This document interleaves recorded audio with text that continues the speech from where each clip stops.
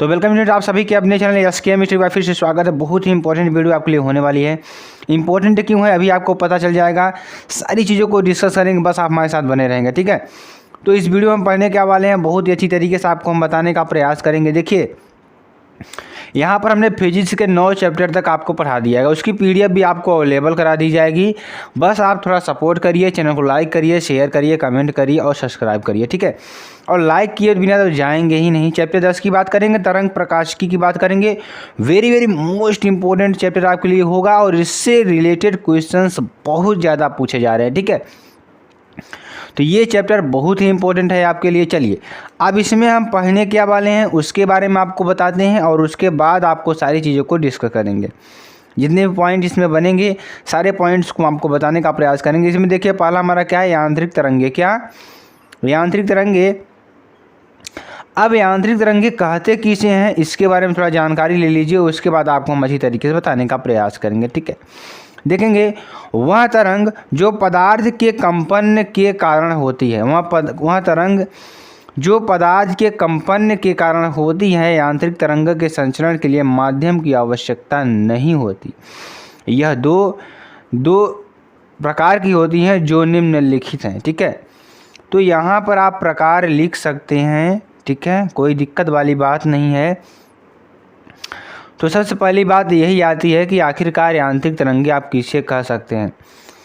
वह तरंगे जो पदार्थ के कंपन के कारण उत्पन्न होती। मान लीजिए कोई पदार्थ आप रगड़ रहे हैं या टच कर रहे हैं या पी रहे हैं, तो उसके कंपन से जो भी तरंगे उत्पन्न होंगी उसे यांत्रिक तरंगे कहेंगे, ठीक है। चलिए आगे आपको बताते हैं। आगे देखिए, अनुप्रस्थ तरंगे यह 2 प्रकार की होती हैं। पहला हमारा क्या है, अनुप्रस्थ तरंगे हैं, ठीक है। तो ऐसी तरंगे जिसके संचरण में श्रृंग एवं गर्त का निर्माण होता है। मतलब श्रृंग का मतलब क्या हुआ, एक बार ऊपर उठे तो एक बार उतना ही नीचे जाए, ठीक है। कहने का मतलब यही है कि ऐसी तरंगे जिसके संचरण में क्या, श्रृंग एवं गर्त का निर्माण होता है, उसे अनुप्रस्थ तरंगे कहते हैं, ठीक है। यहाँ पे श्रृंग बनेगा, नीचे हमारा गर्त बनेगा, ठीक है। ये हमारी वाई अक्ष है, ये हमारी एक्स अक्ष है।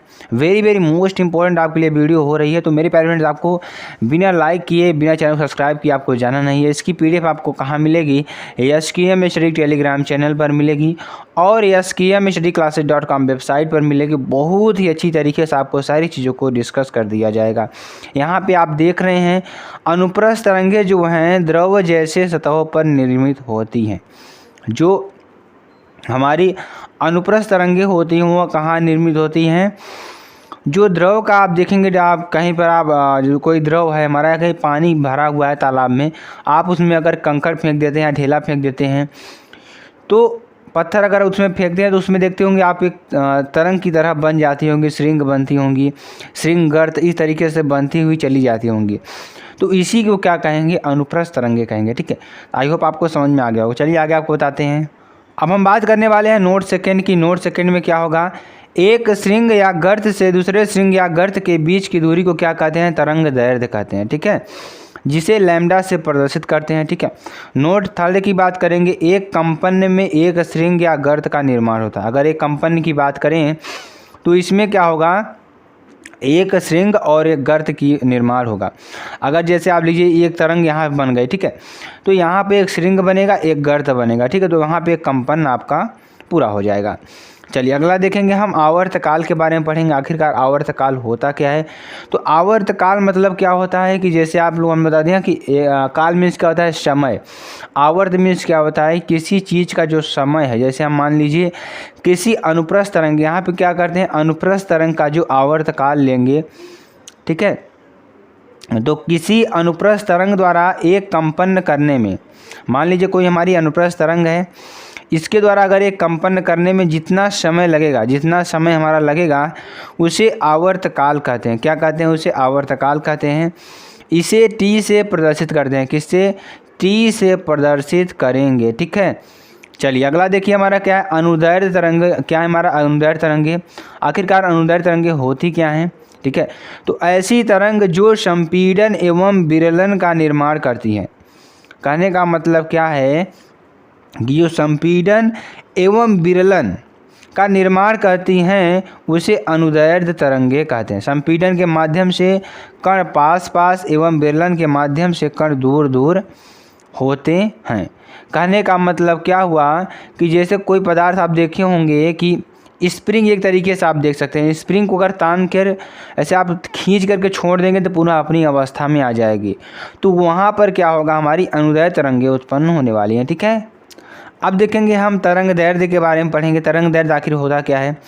देखिए, एक संपीड़न या विरलन से दूसरे संपीड़न या विरलन के बीच की दूरी को तरंग दैर्ध्य कहते हैं। इसे लैम्डा से प्रदर्शित करते हैं। कहने का मतलब जैसे आप स्प्रिंग को छोड़ दिए, ठीक है, तो वहाँ पे क्या हो रहा है, विरलन हो रहा है, फिर पुनः उसको छोड़ देंगे तो संपीड़न हो जाएगा।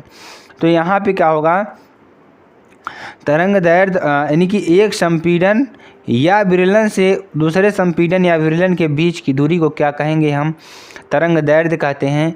इसे लैम्डा से प्रदर्शित करेंगे। ठीक है, चलिए अगला देखेंगे, हाइगेंस के तरंग सिद्धांत की बात करेंगे। वेरी वेरी मोस्ट इंपॉर्टेंट आपके लिए होगा और वेरी वेरी मोस्ट इंपॉर्टेंट, बहुत ज़्यादा एग्जाम में पूछा जाने वाला प्रश्न है। ठीक है, चलिए हाइगेंस के तरंग सिद्धांत की बात करेंगे। इसके अनुसार क्या होगा, प्रकाश तरंगों के रूप में चलता, जो प्रकाश होता है किसके रूप में चलता है, तरंगों के रूप में चलता है। ये तरंगे प्रकाश स्रोत से निकलकर सभी संभव दिशाओं में प्रकाश के वेग से चलती हैं। ठीक है, चलेंगे यहाँ पे और देखेंगे। हाइगेंस के पहले कुछ वैज्ञानिकों का मत था कि प्रकाश के चलने के लिए माध्यम की आवश्यकता होती है, लेकिन बाद में हाइगेंस ने प्रयोगों द्वारा यह स्पष्ट किया कि प्रकाश को चलने के लिए माध्यम की आवश्यकता नहीं होती है। ठीक है, यानी कि पहले क्या माना जाता था कि प्रकाश चलने के लिए माध्यम की आवश्यकता होती है, लेकिन जैसे जैसे हमारी खोज हुई तो वहाँ पर पता चला कि जो प्रकाश है वो बिना माध्यम के ही चल सकता है। ठीक है, तो यहाँ पर आपको समझ में आया ना कि जो प्रकाश है बिना माध्यम के भी चल सकता है। तो ये चीज़ें आपके लिए जानना। ठीक है, चलिए अब हम एक बार और इसके अनुसार जो हाइगेंस का तरंग सिद्धांत है उसको दोबारा बता देते हैं ताकि आपको समझ में आ जाए। देखेंगे, प्रकाश तरंगों के रूप में चलता है। ये तरंगे प्रकाश स्रोत से निकलकर सभी संभव दिशाओं में प्रकाश के वेग से चलती हैं। ठीक है, तो इतना आपको समझ में आ गया होगा। चलिए आगे आपको बताते हैं। हवा का घनत्व तो सबसे कम तथा प्रत्यास्था सबसे अधिक होती है। जो हवा का घनत्व है वह सबसे कम तथा प्रत्यास्था जो होगी सबसे अधिक होती है। ठीक है, इसलिए प्रकाश का वेग हवा में 3 × 10⁸ मीटर प्रति सेकंड होती है। ठीक है, तरंग वेग की बात करेंगे तो हमारा क्या है, प्रत्यास्था है ई, घनत्व क्या है हमारा डी। ठीक है, v बराबर क्या होगा, E/d होगा। क्या होगा, E/d होगा। ठीक है, तो v directly proportional to √e। ठीक है, तो v बराबर क्या हो जाएगा, 1/√d। ठीक, तो ये आपको अच्छी तरीके से समझ में आ रहा होगा। ठीक है, चलिए आगे थोड़ा और देखेंगे और अच्छी तरीके से आपको बताने का प्रयास करेंगे। यहाँ पे देखेंगे कि ईथर में प्रकाश की चाल सबसे अधिक होती। जो ईथर होता है, ईथर में प्रकाश की चाल की बात करेंगे तो सबसे अधिक होती है। ठीक है, H2 गैस में ध्वनि की चाल सबसे अधिक होती है। जो हाइड्रोजन गैस है इसमें जो ध्वनि की चाल होगी सबसे अधिक होगी। ठीक है, क्या होगी, सबसे अधिक होती है। ध्यान देना, ये पॉइंट है आपके लिए। ईथर में अगर पूछेगा तो प्रकाश की चाल सबसे ज़्यादा किस में होगी, ईथर में होगी। अगर पूछता है ध्वनि की चाल सबसे ज़्यादा कहाँ होगी तो H2 गैस में होगी। ठीक है, इसको ध्यान देना। आगे चलते हैं। अब हम बात करने वाले हैं तरंगार्ग। ठीक है, तरंगार्ग किसे कहते हैं इसके बारे में थोड़ी चर्चा कर लेते हैं।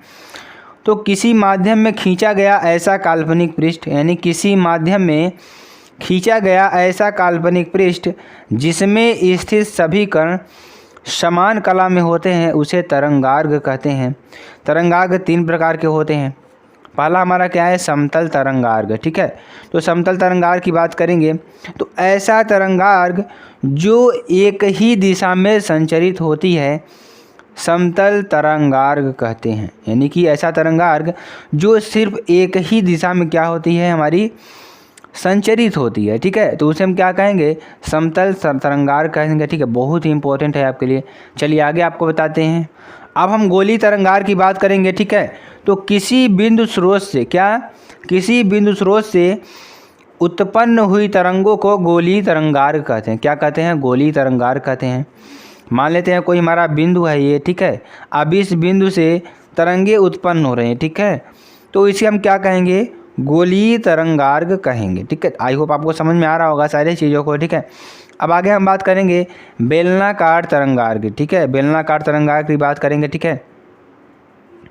ऐसा तरंगार्ग जो एक रेखा में संचरित होता है, किसमें, एक रेखा में संचरित होता है, बेलनाकार तरंगार्ग कहते हैं। क्या कहते हैं, बेलनाकार तरंगार्ग कहते हैं। ऐसा तरंगार्ग जो एक ही रेखा में संचरित होता है उसे बेलनाकार तरंगार्ग कहते हैं।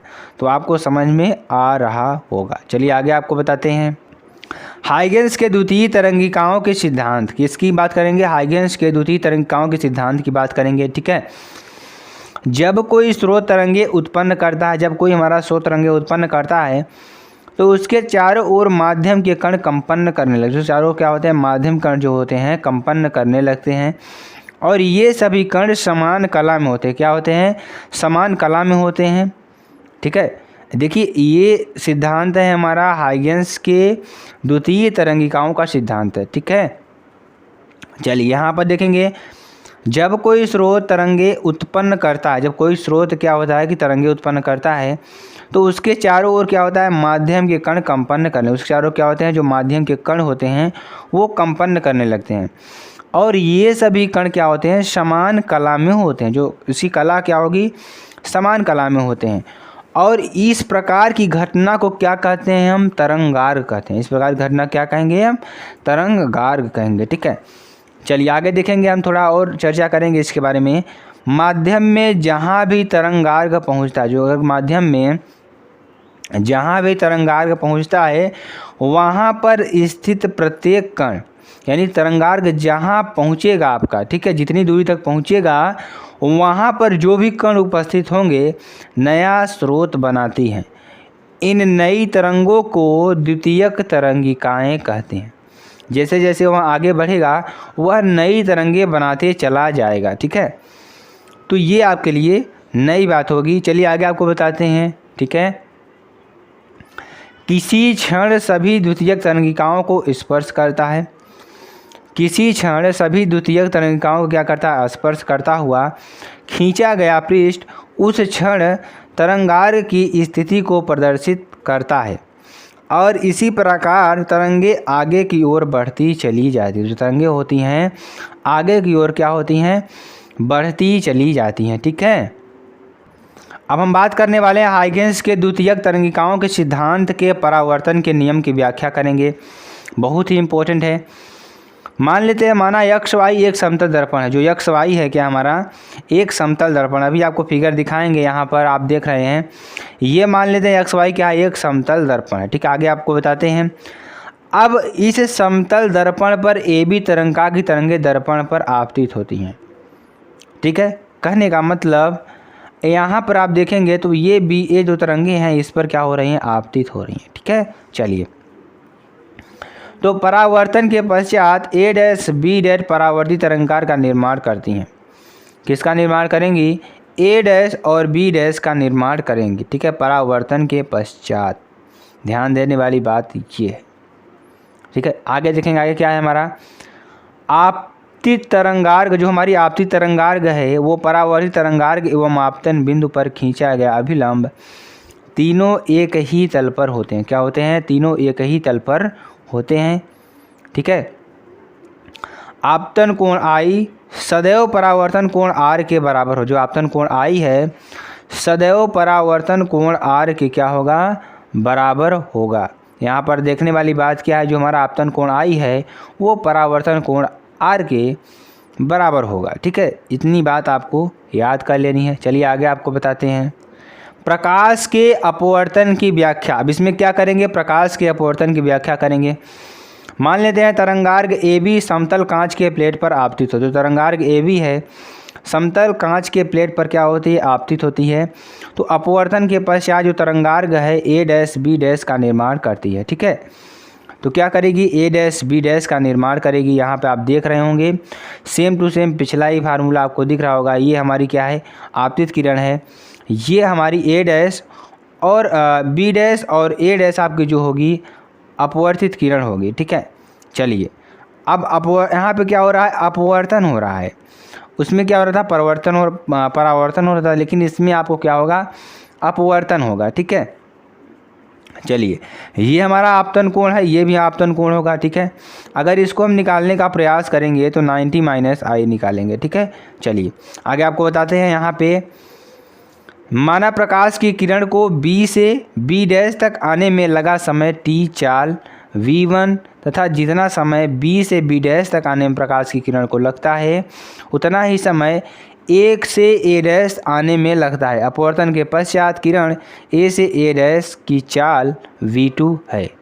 ठीक है, कहने का मतलब क्या हुआ, जितना समय हम B से B डैश तक आने में लगाएंगे उतना ही समय हम A से A डैश तक आने में लगाएंगे। ठीक है, तो ये आपके लिए कह रहा है, अगर हम A से A डैश की दूरी B1 माने और B से B डैश की दूरी B2 माने तो ये आपको समझ लेना है। उसमें T समय आपको लग रहा है, दोनों में कितना लग रहा है, T समय। बस इतना ही जानने वाली बात आपके लिए होगी। ठीक है, चलिए आगे आपको बताते हैं। थोड़ा इसको आप ध्यान समझने का प्रयास करेंगे। चाल बराबर क्या होता है, दूरी बटा समय। क्या, दूरी बटा समय।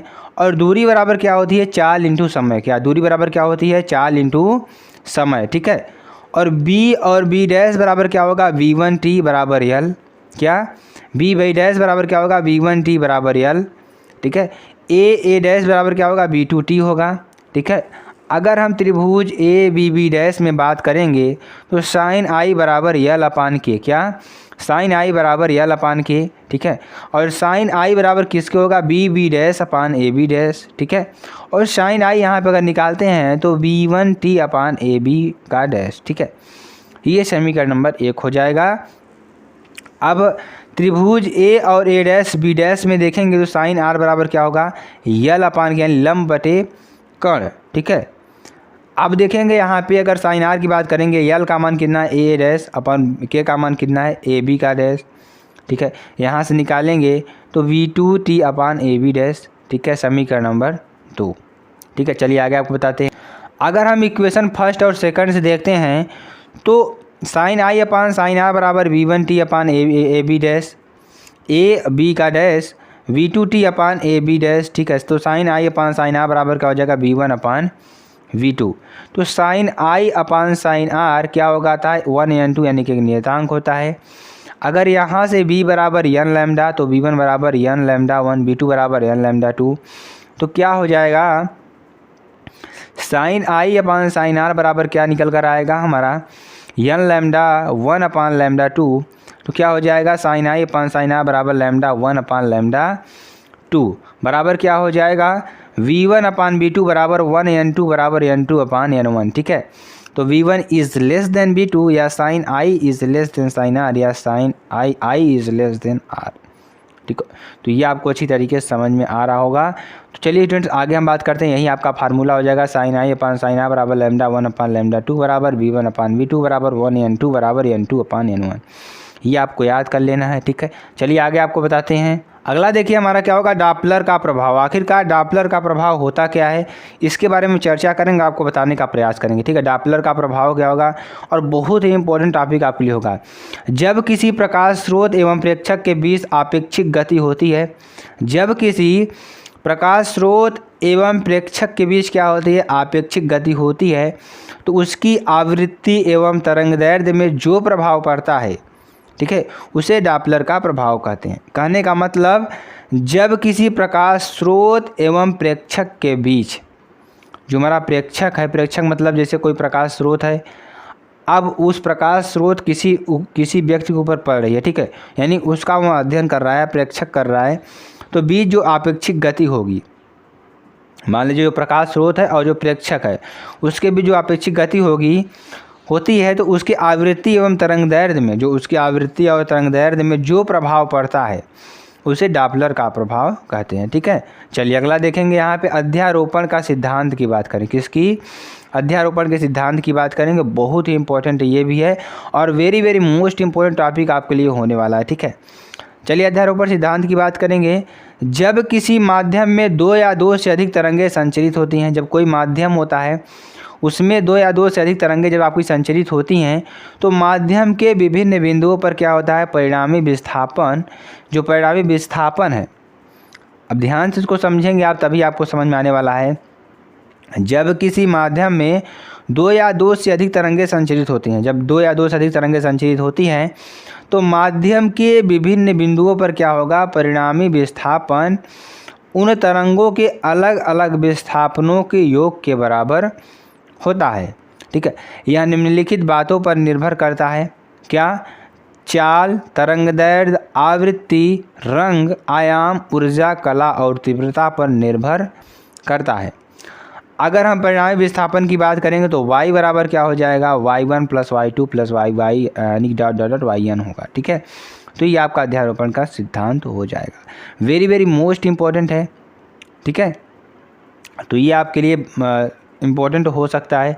और जितने भी स्टूडेंट्स हमारे साथ जुड़ रहे हैं वो चैनल को तुरंत सब्सक्राइब करते चले जाएंगे, लाइक करते चलेंगे और सारी चीज़ों को इसमें डिस्कस करेंगे।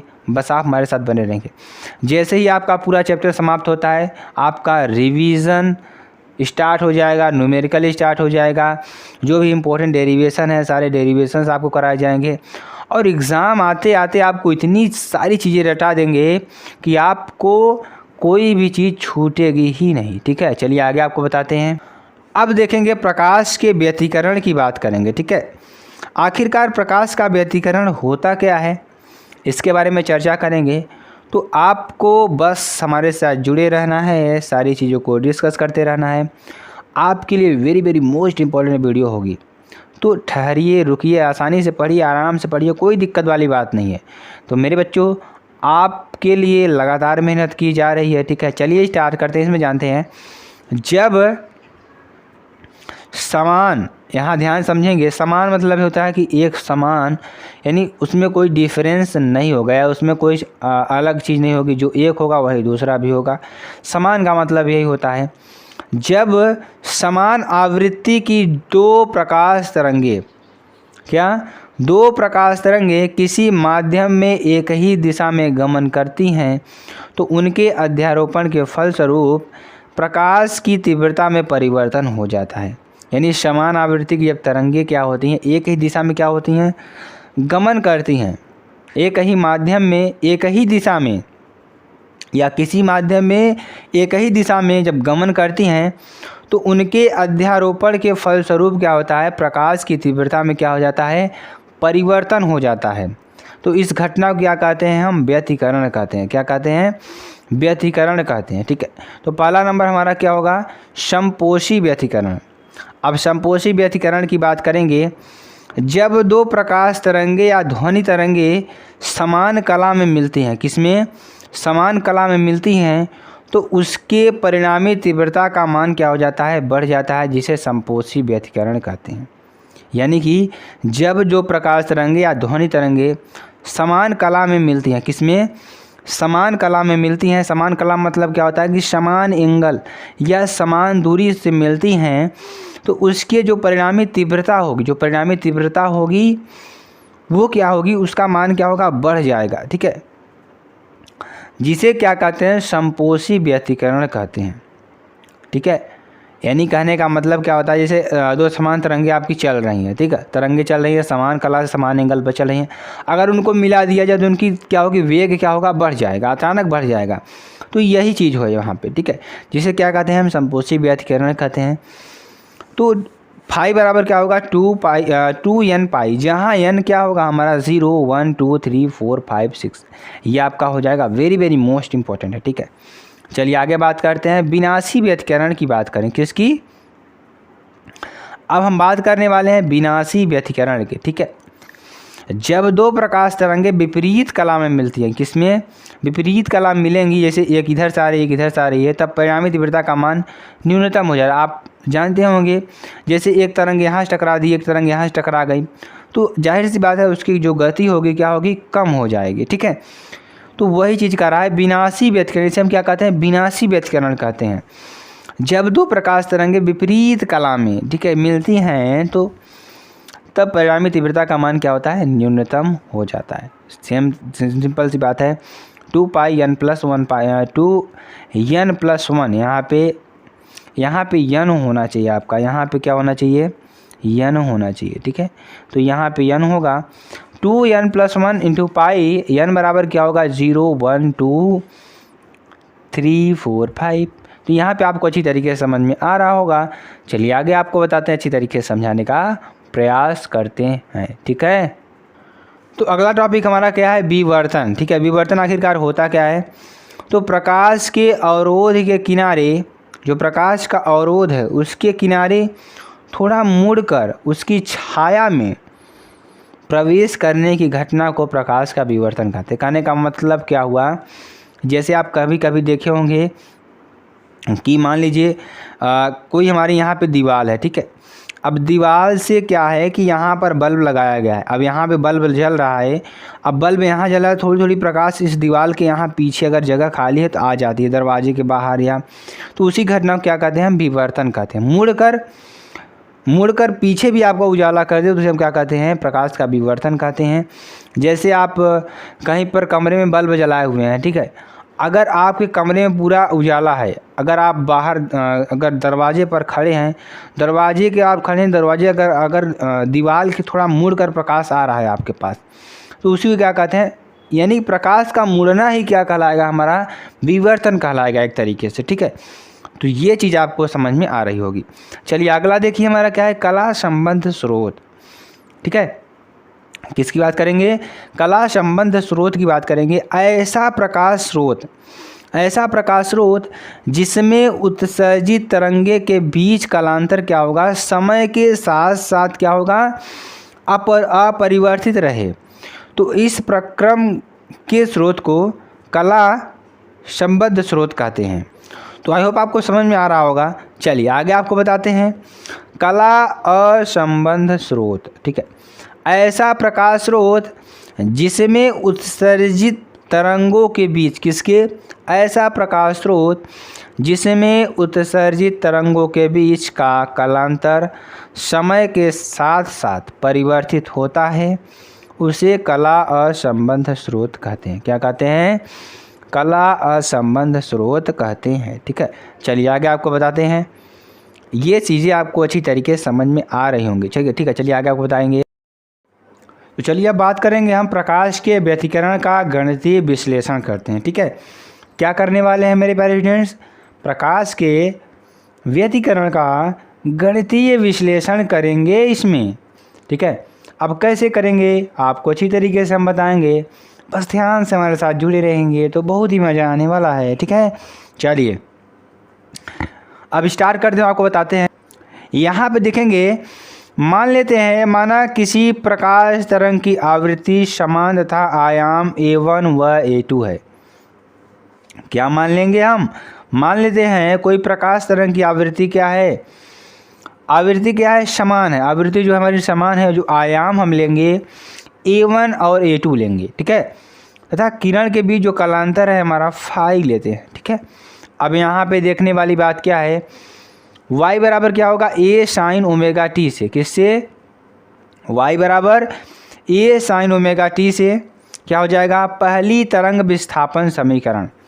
पहला तरंग विस्थापन समीकरण लेंगे तो y1 बराबर क्या हो जाएगा, a1 साइन ओमेगा टी, समीकरण नंबर 1। अगर हम पहली तरंग विस्थापन लेंगे समीकरण तो y1 बराबर a1 साइन ओमेगा टी, समीकरण नंबर 1। और दूसरी तरंग का विस्थापन समीकरण लेते हैं तो y2 बराबर क्या हो जाएगा, a2 sine omega t plus phi, समीकरण नंबर 2। अब अध्यारोपण के सिद्धांत से बात करेंगे तो y बराबर क्या हो जाएगा, y1 प्लस y2, समीकरण नंबर 3। क्या, y1 प्लस y2, समीकरण नंबर 3, या y1 is directly proportional to y2 का मान समीकरण नंबर 3 से क्या हो जाएगा, y बराबर a1 sine omega t plus a2 sine omega t plus phi. हमने कुछ किया नहीं है, हमने इन दोनों समीकरणों को ऐड कर दिया है। यहाँ पे आप देखने वाली बात क्या है, अब यहाँ से आपको एक फार्मूला लगाना है। कौन सा फार्मूला है, साइन ए प्लस बी बराबर क्या हो जाएगा, sign A cos B plus cos A sine B. ठीक है, चलिए आगे इसको थोड़ा और सॉल्व करेंगे, आपको बताने का प्रयास करेंगे। अब यहाँ पर हम सारे मान को रखेंगे। ठीक है, अब सारे मान को रखेंगे तो y बराबर क्या हो जाएगा, a sine omega t plus a2 sine omega t cos phi plus cos omega t sine phi. ठीक है, ये यहाँ पे हम क्या लगा दिए, फार्मूला लगा दिए हैं। आप देखेंगे a साइन ओमेगा टी, अंदर मल्टीप्लाई कर देंगे a sine omega t cos phi plus a two cos omega t sine phi. या यहाँ से अगर देखने वाली बात क्या है, यहाँ पे अगर देखेंगे तो साइन ओमेगा टी दोनों में कॉमन है, तो a one plus a two cos phi, ठीक है, क्या बचेगा sine omega t plus a two sine phi cos omega t. समीकरण नंबर 4 हम मान लेते हैं, क्या मानते हैं, a one plus a two cos phi बराबर ए कास थीटा मानेंगे। समीकरण number 5 a two sine phi बराबर क्या मानेंगे, ए साइन थीटा। समीकरण नंबर 6 तो क्या हो जाएगा, y बराबर ए cos theta sine omega t plus a sine theta cos omega t, ठीक है। तो क्या हो जाएगा, a into sine omega t into cos theta plus cos omega t into sine theta. यहाँ से ए मानेंगे ए बी, ए बी, ठीक है। तो यहाँ से क्या हो जाएगा, y बराबर a sine omega t plus theta. अब समीकरण नंबर 5 एवं 6 का वर्ग करके जोड़ देंगे। इन दोनों समीकरणों का क्या कर देते हैं, वर्ग करके जोड़ देंगे, ठीक है। जब जोड़ देंगे तो क्या होगा, यहाँ पे a one plus a two cos phi का whole square plus a two sine phi का होल स्क्वायर बराबर क्या हो जाएगा, ए कॉस थीटा का whole square plus a sine theta का होल स्क्वायर, ठीक है। यहाँ से क्या होगा, ए वन का square plus a two cos phi का whole square plus 2a1 into a two cos phi plus a two का स्क्वायर साइन स्क्वायर फाई बराबर ए टू का square cos square theta plus a two का square sine square theta, ठीक है। यहाँ से क्या हो जाएगा, ए वन का स्क्वायर प्लस ए टू का square cos square phi plus 2a1 a two cos phi plus a two का स्क्वायर साइन स्क्वायर फाई बराबर a two a square cos square theta sine square theta. इसका मान क्या हो जाएगा, 1 हो जाएगा और इसका भी मान क्या हो जाएगा, 1 हो जाएगा। बचेगा क्या हमारा, बचेगा क्या यहाँ पे, ए स्क्वायर बचेगा, ए वन का square plus 2a1 a two cos phi बराबर ए स्क्वायर। समीकरण नंबर 7, ठीक है। अब फार्मूला क्या होता है, I is directly proportional to a square से आई बराबर के ए स्क्वायर। समीकरण नंबर 8। अब समीकरण नंबर 7 के दोनों पक्षों में के से गुणा करने पर, किससे, के से गुणा कर देंगे तो क्या हो जाएगा, के ए स्क्वायर बराबर के ए वन का square plus k a two का square plus 2k1 a two cos phi, या के ए स्क्वायर बराबर के ए वन का square plus k a two का square plus 2 under root k into a one का square into a two का square cos phi, ठीक है। ये कहाँ से आ गया हम आपको बताते हैं। यहाँ पे क्या है, के है, अगर अंडर रूट के का मल्टीप्लाई करें तो टोटल के आएगा हमारा, ठीक है। के ए स्क्वायर क्या हो जाएगा, के वन का square plus k a two का square plus 2 under root k a one का square plus 2 under root a two का स्क्वायर कास फाई, ठीक है। अब समीकरण नंबर 8 से बात करेंगे, आई वन बराबर के ए वन का स्क्वायर, आई टू बराबर के ए टू का स्क्वायर, ठीक है। तो यहाँ से क्या हो जाएगा, आई बराबर i one plus i two plus 2i1 plus 2i2 cos phi. यहाँ से देखेंगे, यहाँ से आपको सारे मान यहाँ पे रख देना है, i1 रख देना है, i2 रख देना है, ठीक है।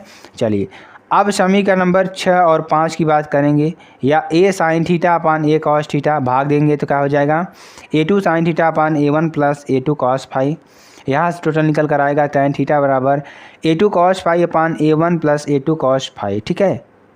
अगर हम थीटा बराबर निकालते हैं तो क्या हो जाएगा, tan inverse a two sine phi upon a one a two cos phi, ठीक है। चलिए माना दो तरंगों के बीच का कलांतर क्या होता है, फाई हो तो पथांतर क्या हो जाएगा, डेल्टा लैम्डा बराबर क्या हो जाएगा, लैम्डा अपान 2 पाई इंटू कलांतर, ठीक है। समयांतर की बात करेंगे तो डेल्टा टी बराबर क्या हो जाएगा, टी अपान 2 पाई इंटू कलांतर, ठीक है। चलिए पहले नंबर बात करेंगे हम समपोषी व्यतिकरण के लिए, तो 2n पाई होता है, n बराबर क्या होता है इसमें 0 1 2 3 होता है, तो यहाँ पे रखेंगे 0 2 पाई 4 पाई 6 पाई, ठीक है। फार्मूले की बात करेंगे तो ए बराबर क्या होता है, अंडर रूट ए वन का स्क्वायर प्लस ए टू का square plus 2a1 a two cos phi, a बराबर ए, तो फाई बराबर क्या हो जाएगा 0 डिग्री सेंटीग्रेड, कास फाई बराबर कॉस 0 डिग्री सेंटीग्रेड इंटू 1, ठीक है। तो यहाँ से क्या हो जाएगा, ए बराबर अंडर रूट ए वन का स्क्वायर प्लस ए टू का square plus 2a1 a two into 1, a बराबर क्या हो जाएगा, under root a one plus a two का होल स्क्वायर, या ए बराबर a one plus a two. समीकरण नंबर 10 क्या हो जाएगा, समीकरण नंबर 10, ठीक है। अब थोड़ा इसको और सॉल्व करेंगे तो क्या हो जाएगा, आई बराबर i one plus i two plus 2 under root i one i two into cos phi, या आई बराबर क्या हो जाएगा, i one i two plus 2 under root i one i two cos phi, या यहाँ से देखेंगे आई बराबर क्या हो जाएगा, I1 into I2 plus 2I1 into I2 into 1, ठीक है। क्या हो जाएगा, cos थीटा यहाँ पे क्या हो जाएगा 1, ठीक है 1 हो जाएगा। यहाँ से सॉल्व करेंगे तो आई बराबर √I1 का स्क्वायर प्लस √I2 का स्क्वायर प्लस 2I1 I2, ठीक है। तो यहाँ पे अगर देखेंगे तो यहाँ पे वर्ग करके इसका स्क्वायर कर देंगे तो वही चीज़ हमें मिलने वाली है। तो क्या हो जाएगा, √I1 प्लस I2 का क्या हो जाएगा होल स्क्वायर, ठीक है। समीकरण नंबर 11। अब पथांतर की बात करते हैं तो λ/2 lambda into 2 into cos phi, 0 2 pi 4 pi 6 pi 5 का मान होगा। पथांतर की बात करेंगे 0 लैम्डा 2 लैम्डा 3 लैम्डा आप चला जाएगा ऐसे ही, ठीक है। अगर समयांतर की बात करेंगे तो 0 t 2 t 4 t 6 t आपको इस तरीके से चलता चला जाएगा, ठीक है। चलिए अब विनाशी व्यतिकरण की बात कर लेते हैं केस सेकंड में। तो लैम्डा फाई बराबर क्या हो जाएगा 2n प्लस 1 इंटू पाई, तो यहाँ से पाई बराबर क्या हो जाएगा पाई 3 पाई 5 पाई 7 पाई, ठीक है 7 पाई। तो √A1 का स्क्वायर प्लस A2 का square plus 2A1 into A2 cos phi, यहाँ से -1 हो जाएगा, ठीक है। चलेंगे यहाँ से क्या हो जाएगा cos फाई यानी कि 80 डिग्री है तो क्या हो जाएगा -1, ठीक है। यहाँ से A बराबर क्या हो जाएगा √A1 का स्क्वायर प्लस A2 का square plus 2A1 A2 into -1, या A बराबर क्या हो जाएगा √A1 माइनस A2 का होल स्क्वायर, या A बराबर A1 माइनस A2, ठीक है। चलिए यहाँ से क्या हो जाएगा I बराबर I1 plus I2 plus 2I √I1 into I2 cos phi, ठीक है। I1 plus I2 plus 2 √I1 into I2 into -1, ठीक है। ये 180 डिग्री है यानी मैं क्या हो जाएगा -1 हो जाएगा।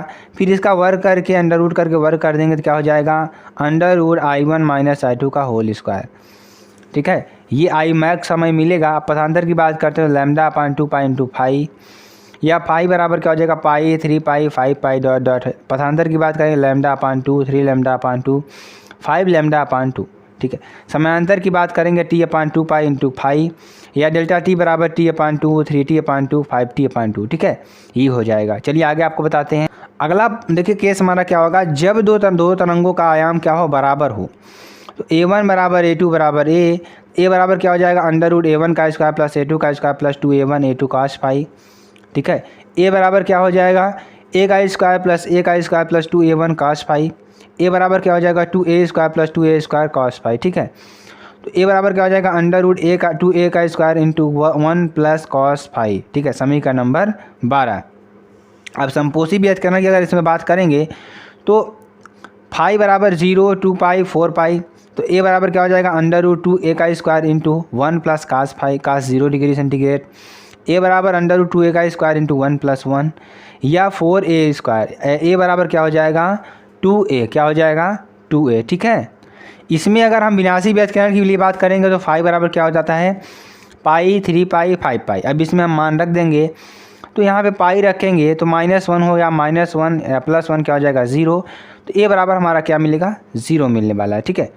अब केस 4 की बात करेंगे, जब दो तरंगों की जो तीव्रताएं हैं क्या हमारी समान हैं, समान होंगी यानी कि I1 बराबर I2 बराबर I।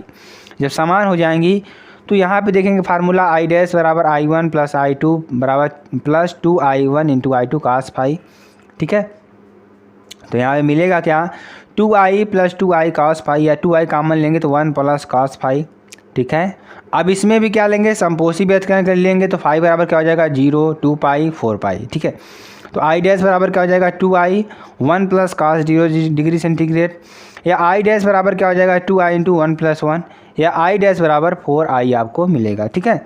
अब इसमें विनाशी व्यतिकरण की बात कर लेते हैं तो फाई बराबर क्या होगा पाई इंटू 5 पाई 3 पाई 5 पाई। तो यहाँ मान रखेंगे तो -1 आएगा, ये टोटल कट के क्या आ जाएगा 0 आपका मिल जाएगा। क्या मिल जाएगा 0 मिलने वाला, क्योंकि 1 - 1 क्या हो जाएगा 0, तो क्या हो जाएगा टोटल यहाँ 0 आपको मिलेगा, ठीक है। चलिए आगे आपको बताते हैं। अब हम बात करेंगे यंग के प्रयोग की बात करेंगे, यंग का द्विध्रुवी प्रयोग करेंगे। तो यंग के अनुसार क्या होगा, जब प्रकाश की किरण किसी पर्दे पर आपतित होती है तो पर्दे के छिद्र से निकलने वाले तरंगार्घ सिंह और गर्द के रूप में आगे की ओर बढ़ते हैं। कहने का मतलब क्या हुआ, जब कोई प्रकाश किरण किसी पर्दे पर क्या होती है आपतित होती है तो पर्दे के छिद्र से जो प्रकाश निकलेगा, ठीक है, वह तरंगार्घ सिंह और गर्द के रूप में आगे की ओर बढ़ते हैं, ठीक है। जब दो श्रृंगे या दो गर्त एक दूसरे के जिस बिंदु पर काटती हैं उसे दीप्त पट्टी या दीप्त फ्रिंज या समपोषी व्यतिकरण कहते हैं। ठीक है, यहाँ पे देखेंगे जब एक श्रृंग या एक गर्त एक दूसरे को काटता है तो अदीप्त पट्टी या अदीप्त फ्रिंज या विनाशी व्यतिकरण कहते हैं। ठीक है, चलिए आगे आपको बताते हैं। अब इसमें हम थोड़ा गणितीय विवेचना की बात करेंगे। ठीक है, तो ये हमारा देखिए टार्च है, क्या हमारा यहाँ टार्च है। टार्च जब इसमें छिद्र में से प्रकाश यहाँ से प्रवेश करेगा तो यहाँ से देखेंगे बनाए क्या, ये हमारा देखिए जब प्रकाश प्रवेश करेगा तो ये ऐसे टकरा कर फिर यहाँ से फिर यहाँ से फिर यहाँ पे आएगा। ठीक है, तो यहाँ पे आपको क्या बनेगा, मान लेते हैं इसकी दूरी क्या है d। ठीक है, और अगर हम यहाँ पे अगर देखते हैं, ठीक है, ये हमारा क्या है, स्लिप S1 है, स्लिप S2 है। ठीक है, ये P बिंदु है, यहाँ प्रकाश हमारा पड़ रहा है। ठीक है, और यहाँ से यहाँ तक हमारी क्या बन रही है, दूरी बन रही है पूरा, यानी कि y बराबर 1। ठीक है, अब त्रिभुज PRD में बात करेंगे। त्रिभुज हमारा PRQ में देखेंगे तो tan थीटा बराबर क्या होता है, QR अपान PR। तो QR का मान कितना है, हमारा y है, हमने माना है यहाँ पे y माना है, और PR कितना माना है हमने, PR माना है d। ठीक है, तो tan थीटा बराबर क्या हो जाएगा, y अपान d, समीकरण नंबर 1। अब पथांतर की बात करते हैं। डेल्टा लैम्डा बराबर S2Q माइनस S1Q। तो S1 से रेखा S2Q का लंब है, तो S1 त्रिभुज S1 S2T से क्या हो जाएगा, साइन थीटा बराबर क्या होगा, S2T। क्या है हमारा S2T। ठीक है, अब देखेंगे यहाँ पे, और अगर हम S1 S2 की बात करेंगे टोटल हमारा क्या हो जाएगा, यहाँ पे D, यानी देखेंगे यहाँ पे D आ रहा है ना, तो ये हमारा क्या हो जाएगा, D हो जाएगा। तो यानी कि S2T अपान D आपको मिलेगा समीकरण नंबर 2। ठीक है, जब थीटा का मान बहुत छोटा होगा तब साइन थीटा बराबर थीटा, tan थीटा बराबर थीटा। तो समीकरण नंबर 1 × 2 से, तो थीटा बराबर क्या हो जाएगा, y अपान d, या थीटा बराबर S2T अपान d, समीकरण नंबर 4। अब समीकरण नंबर 3 और 4 को सॉल्व करेंगे तो S2T अपान d बराबर y अपान d, या S2T बराबर dy अपान d, या पथांतर की बात करेंगे तो S2T बराबर क्या हो जाएगा, dy अपान d, समीकरण नंबर 6। ठीक है, इसमें केस फर्स्ट की बात करेंगे। दीप्त पट्टी के लिए समपोषी व्यतिकरण के लिए क्या होगा, n लैम्डा बराबर, समीकरण नंबर 7 पथांतर, तो n लैम्डा बराबर कर dy अपान d, तो y बराबर क्या हो जाएगा, n लैम्डा d अपान d। nवीं दीप्त पिंज के लिए क्या होगा, केंद्र से दूरी क्या होगी, yn बराबर n लैम्डा d अपान d, या n+1वीं दीप्त के लिए रेंज की दूरी कितना होगी, yn+1 बराबर n+1 लैम्डा d अपान d। ठीक है, तो nवीं के लिए निकालेंगे तो ये आएगा, n+1वीं के लिए निकालेंगे तो ये आएगा। ठीक है, चलिए आगे आपको बताते हैं। फ्रिंज की केंद्र से दूरी क्या है, n बराबर 0, तो y बराबर 0 लैम्डा इंटू d अपान d, या y बराबर 0। ठीक है, दीप्त फ्रिंज की चौड़ाई के लिए बात करेंगे तो y n+1 माइनस yn, या n+1 इन लैम्डा d अपान d माइनस लैम्डा d अपान d, या क्या हो जाएगा, लैम्डा d अपान d, या n+1 माइनस 1। ठीक है, तो क्या हो जाएगा, -n हो जाएगा। यहाँ से अगर इसको सॉल्व करते हैं तो क्या आएगा, हमारा लैम्डा d अपान d आने वाला है। ठीक है, अब हम बात करेंगे अदीप्त फ्रिंज के लिए, विनाशी व्यतिकरण के लिए। तो पथांतर क्या होता है, 2n-1 इंटू लैम्डा अपान 2। पथांतर क्या होगा, dy अपान d, समीकरण नंबर 2। समीकरण नंबर 1, 2 को सॉल्व करेंगे तो क्या होगा, dy अपान d बराबर 2n-1 इंटू लैम्डा अपान 2, या 2n-1 d लैम्डा अपान 2d, समीकरण नंबर 3। अब nवीं अदीप्त फ्रिंज की केंद्र से दूरी क्या होगा, yn बराबर क्या हो जाएगा, 2n-1 d लैम्डा अपान 2d। तो nवीं अदीप्त फ्रिंज की दूरी क्या हो जाएगी, yn+1 बराबर 2n+1 d लैम्डा अपान 2d। ठीक है, अदीप्त फ्रिंज की चौड़ाई की बात करेंगे तो yn+1 माइनस ynv, तो क्या हो जाएगा, 2n+1 माइनस 1 d लैम्डा अपान 2d, या माइनस 2n-1 d लैम्डा अपान 2d। इसका मान और इसका मान हम रख देंगे। टोटल यहाँ पे कट पीट का हमारा क्या मिलेगा, d लैम्डा अपान d मिलेगा। तो टोटल ये चैप्टर था आपका 10वां चैप्टर, बहुत ही इंपॉर्टेंट चैप्टर है। तो मेरे प्यारे स्टूडेंट्स, आपको जैसे चैनल को शेयर करना है, लाइक करना है, कमेंट करना है, सब्सक्राइब करना है, और आपको वीडियो कैसे लगी कमेंट्स में बता दीजिएगा। फिर मिलते हैं नेक्स्ट वीडियो में नए टॉपिक के साथ। तब तक के लिए जय हिंद, जय Bharat, bye bye, take care.